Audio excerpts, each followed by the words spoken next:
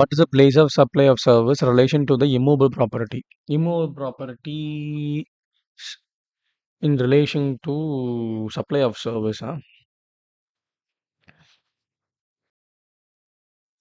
Section 1213A IGST Act provides that any service provided directly relating to the immovable property, including service provided by architect, interior decorator, surveyor, engineer, other related experts, or real estate, a service provided by way of grant of rights to use of immovable property or for carrying out the coordination of construction shall be location at which immovable property is situated.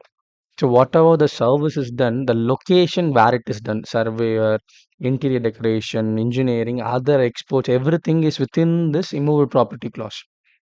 Then, example, if A in Agra, A of Agra, Uttar Pradesh is constructing a house in Mumbai. So place of service done is Mumbai.